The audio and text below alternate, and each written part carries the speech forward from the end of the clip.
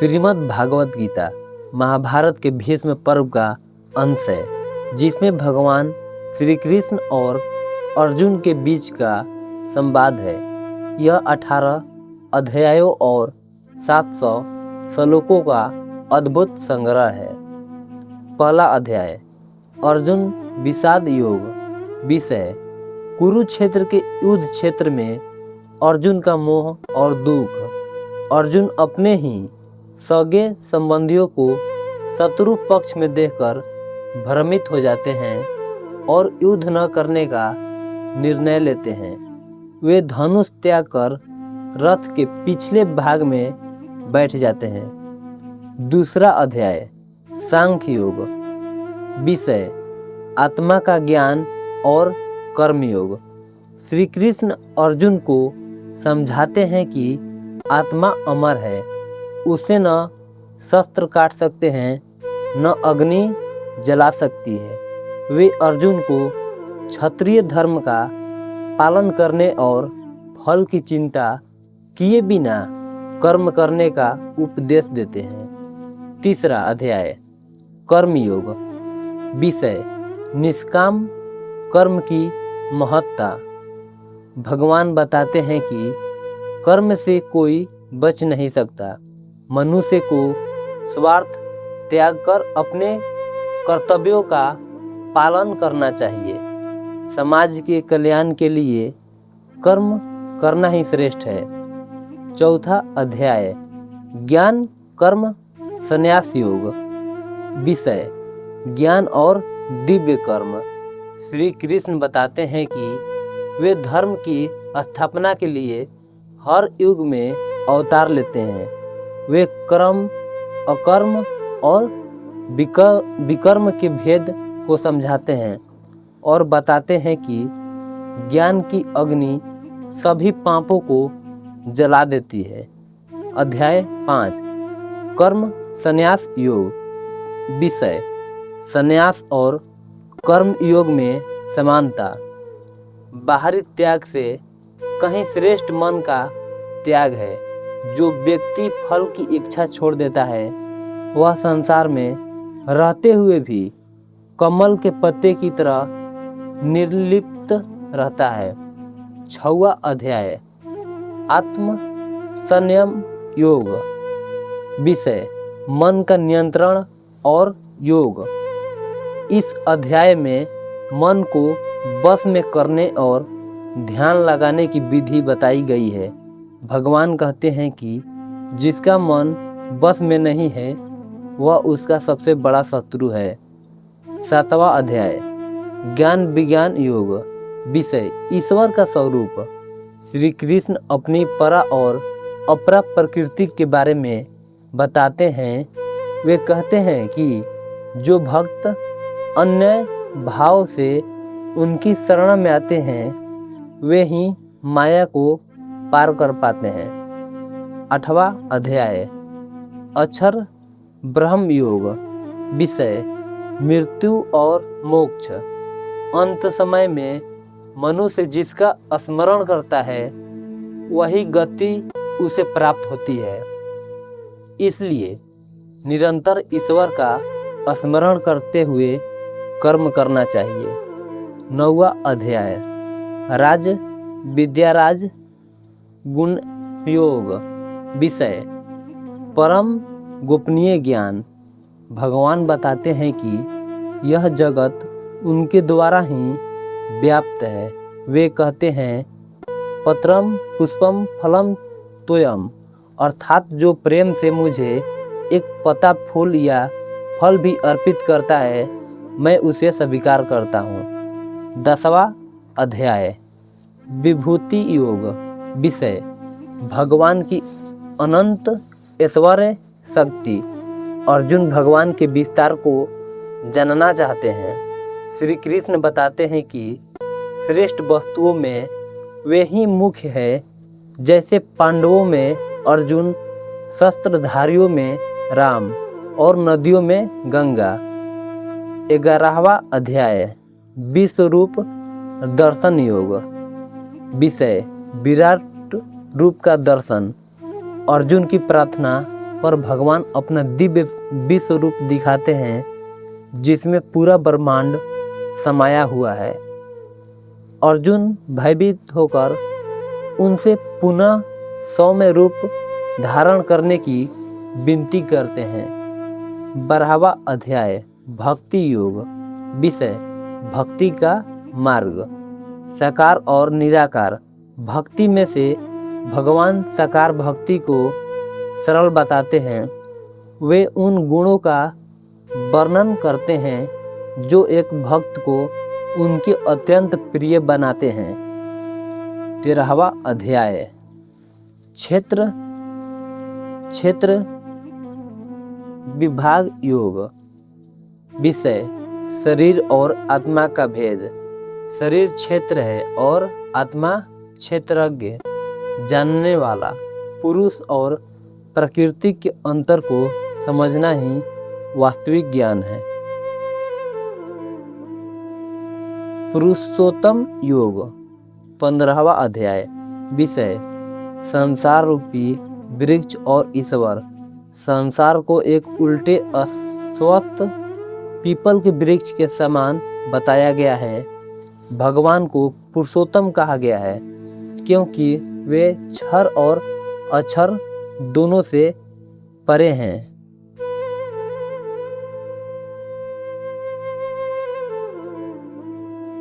भगवान श्री कृष्ण का अर्जुन को दिया गया उपदेश केवल एक धार्मिक ग्रंथ नहीं है, बल्कि यह जीवन के हर युद्ध को जीतने का एक मनोवैज्ञानिक और आध्यात्मिक ब्लूप्रिंट है।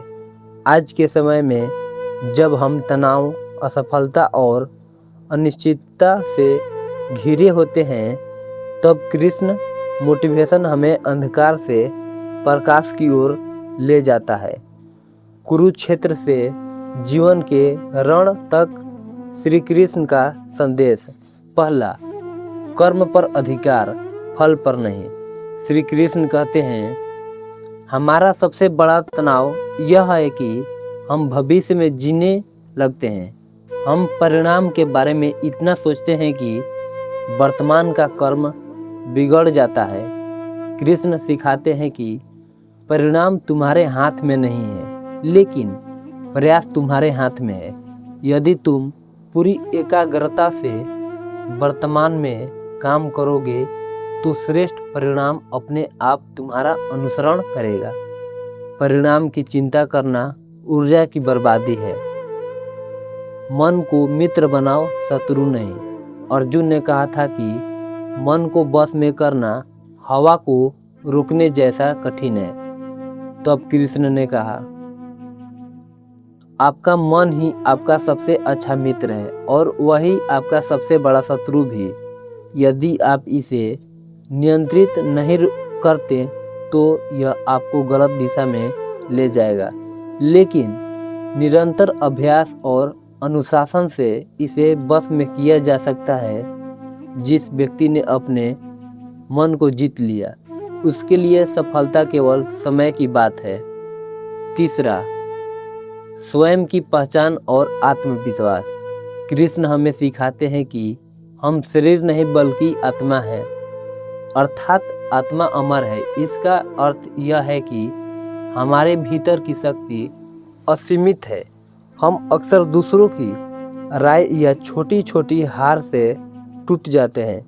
कृष्ण कहते हैं कि डरना छोड़ो, जो खो गया उसका शोक मत करो, जो पास है उसका सम्मान करो। तुम एक दिव्य शक्ति का अंश हो, इसलिए अपनी क्षमता पर कभी संदेह मत करो। चौथा, परिवर्तन ही संसार का नियम है। हम अक्सर बदलाव से डरते हैं, चाहे वह करियर में हो, रिश्तों में हो या जीवन की परिस्थितियों में। कृष्ण कहते हैं कि जिसे तुम मृत्यु समझते हो वही जीवन है। कल जो तुम्हारा था आज किसी और का है और कल किसी और का होगा। परिवर्तन को स्वीकार करना ही परिपक्वता है। जब आप बदलाव को स्वीकार करते हैं तो आप रुकते नहीं बल्कि आगे बढ़ते हैं। निष्काम कर्म और धर्म। कृष्ण का सबसे शक्तिशाली संदेश है। अर्थात दूसरे की नकल करने से बेहतर है कि आप अपने स्वभाव और अपनी योग्यता के अनुसार कार्य करें। अपनी तुलना दूसरों से करना बंद करें। आप इस दुनिया में किसी विशेष उद्देश्य के लिए आए हैं। जब आप बिना किसी स्वार्थ के अपना कर्तव्य निभाते हैं तो वह कर्म ही पूजा बन जाता है। 6वां, क्रोध और वासना से दूरी। कृष्ण चेतावनी देते हैं कि क्रोध मनुष्य की बुद्धि को खा जाता है। क्रोध से भ्रम पैदा होता है और भ्रम से बुद्धि का नाश होता है। जब बुद्धि नष्ट होती है तो मनुष्य का पतन हो जाता है। शांत रहकर ही सही निर्णय लिए जा सकते हैं। कठिन परिस्थितियों में शांत रहना ही एक योद्धा की असली पहचान है। 7वां, पूर्ण समर्पण और विश्वास। अंत में कृष्ण कहते हैं, इसका मतलब यह नहीं कि काम छोड़कर बैठ जाओ। इसका मतलब है कि अपना सर्वश्रेष्ठ प्रयास करो और फिर परिणाम को परमात्मा पर छोड़ दो। जब आप मैं अहंकार को हटा देते हैं और ईश्वर पर विश्वास करते हैं तो बोझ हल्का हो जाता है। आप अकेले नहीं लड़ रहे हैं। वह अदृश्य शक्ति आपके सारथी के रूप में हमेशा साथ है। विश्वास और भरोसा ये दो शब्द नहीं बल्कि वे स्तंभ हैं जिन पर पूरा जीवन टिका है। जब हम हारने लगते हैं, जब दुनिया साथ छोड़ देती है और जब मन के भीतर का शोर बाहर के शोर से बड़ा हो जाता है, तब केवल एक ही आवाज़ सुकून देती है, भरोसा रखो, वह सब सुन रहा है। श्री कृष्ण ने गीता में अर्जुन को केवल युद्ध करना नहीं सिखाया, बल्कि यह सिखाया कि जब सारथी स्वयं परमात्मा हो तो हार की कोई जगह नहीं बचती।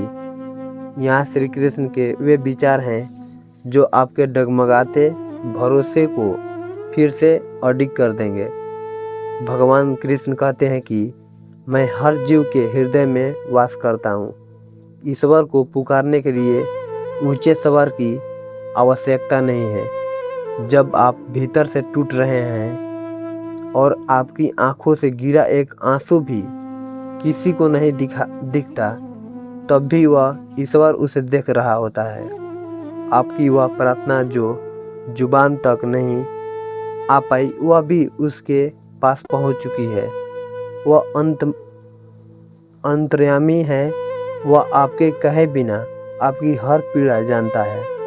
इंसान चाहता है कि उसे सब कुछ उसकी मर्जी के समय पर मिले, लेकिन ईश्वर हमें वह देता है जो हमारे लिए सही है और तब देता है जब हम उसके योग्य होते हैं।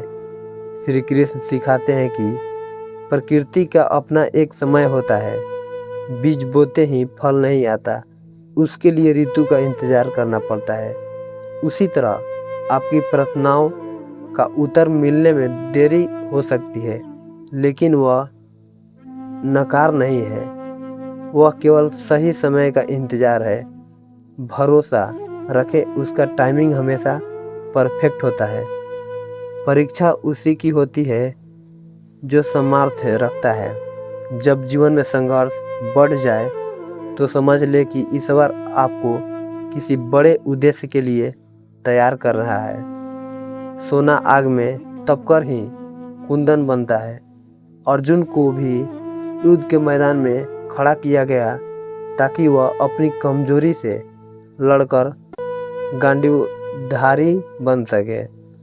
यदि आप पर दुखों का पहाड़ टूटा है तो यकीन मानिए कि ईश्वर को आप पर भरोसा है कि आप इसे सह सकते हैं और जीतकर बाहर निकल सकते हैं।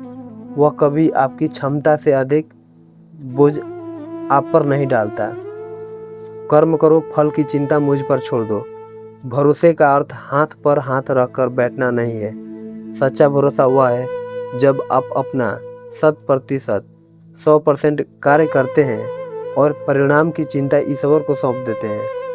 कृष्ण कहते हैं, तू वह करता है जो तू चाहता है, फिर होता वह है जो मैं चाहता हूँ। तू वह कर जो मैं चाहता हूँ, फिर होगा वह जो तू चाहता है। जब आप फल की आस छोड़कर ईश्वर पर विश्वास करते हैं तो आपका तनाव समाप्त हो जाता है और सफलता का मार्ग खुल जाता है। वह द्वार बंद करता है तो रास्ते भी खोलता है। कभी कभी हमें लगता है कि ईश्वर हमारी नहीं सुन रहा क्योंकि हमारा कोई काम रुक जाता है या कोई प्रिय वस्तु हमसे छीन जाती है। लेकिन कृष्ण के दर्शन में यह एक सुरक्षा चक्र है। कई बार वह हमें उस चीज़ से दूर कर देता है जो भविष्य में हमें नुकसान पहुंचाने वाली होती है। यदि उसने एक दरवाज़ा बंद किया है तो विश्वास रखें कि वह आपके लिए एक बड़ा द्वार खोलने की तैयारी कर रहा है जिसे आप नुकसान समझ रहे हैं। वह वास्तव में ईश्वर का बचाव हो सकता है। शरण में आना ही सबसे बड़ा साहस है। गीता के 18वें अध्याय में कृष्ण कहते हैं, सब कुछ छोड़कर मेरी शरण में आ जाओ, मैं तुम्हें सब पापों और कष्टों से मुक्त कर दूंगा। यह समर्पण का भाव ही असली भरोसा है। जब बच्चा अपने पिता की उंगली पकड़ लेता है तो वह बेखौफ चलता है क्योंकि उसे पता है कि गिरने पर पिता संभाल लेंगे। उसी प्रकार जब आप अपना जीवन कृष्ण के हाथ में सौंप देते हैं तो वह आपकी जिम्मेदारी ले लेते हैं। हवा दिखाई नहीं देती, वह पर महसूस होती है। वैसे ही ईश्वर दिखाई नहीं देता पर उसका साथ हर पल महसूस किया जा सकता है। जब आप अकेले चलते हैं तो आपके पीछे 2 पदचिन्ह नहीं बल्कि 4 होते हैं, 2 आपके और 2 उस अदृश्य ईश्वर के जो आपको थामे हुए हैं। जब आप थक कर रुक जाते हैं तो आपको अपनी गोद में उठा लेते हैं। विश्वास की डोर पतली हो सकती है पर वह टूटनी नहीं चाहिए। श्री कृष्ण का संदेश स्पष्ट है, चिंता मत करो, शोक मत करो। दुनिया आपको छोड़ सकती है, आपकी मेहनत का मजाक उड़ा सकती है, लेकिन वह मुरलीधर आपकी हर पुकार सुन रहा है। वह न्यायकारी है, दयालु और सबसे बढ़कर वह आपका सबसे बड़ा हितैषी है। आज अपनी आंखें बंद करें और बस इतना कहें, हे कृष्णा, मैं आपकी शरण में हूँ। आप जो करेंगे सही करेंगे और देखें कैसे आपका मन सुकून से भर जाता है।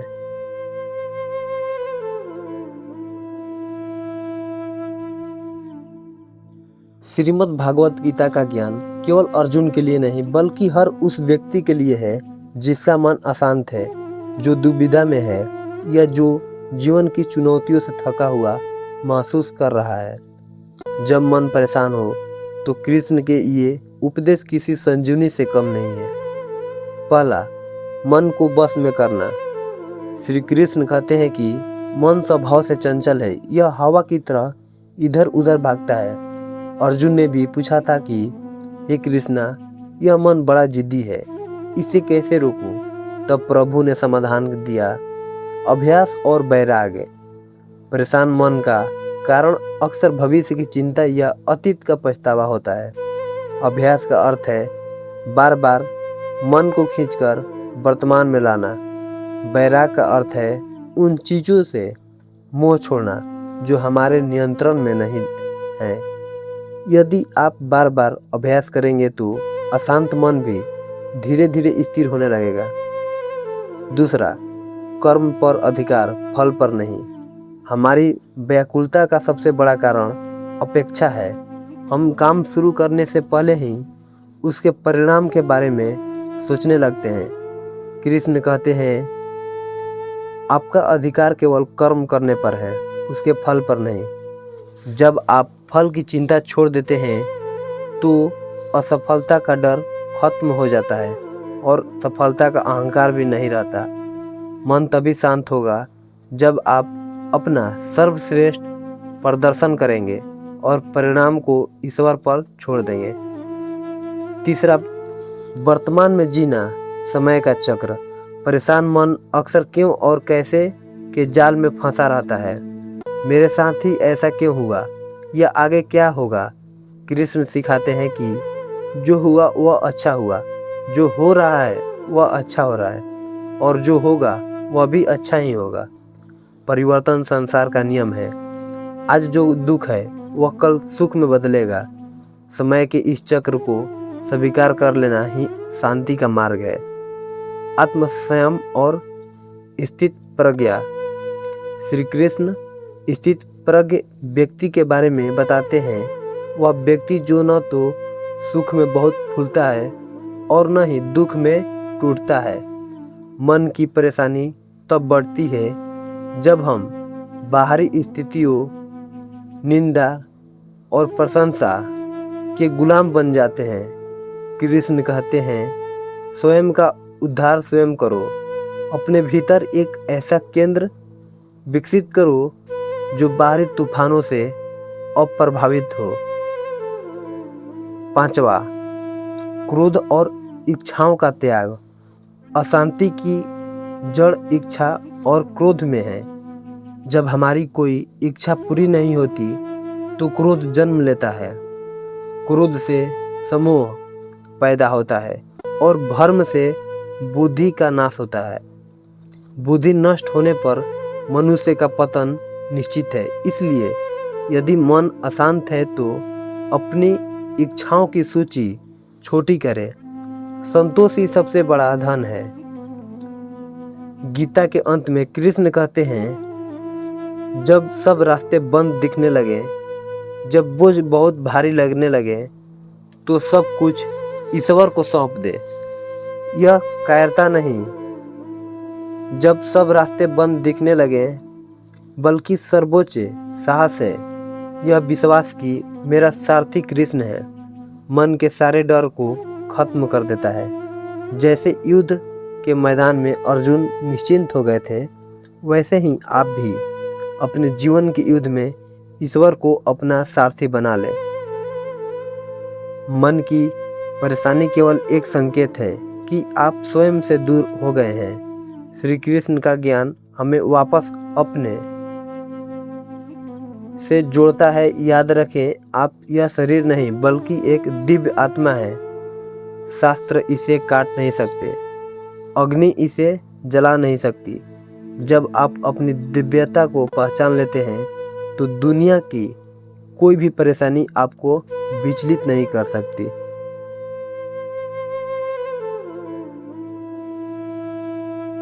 जब मन उदास हो, चारों ओर अंधेरा दिखे और उम्मीद की कोई किरण न नजर आए, तब श्री कृष्ण की वाणी और गीता का सार मन को वह सुकून देता है जो दुनिया की कोई भी भौतिक वस्तु नहीं दे सकती।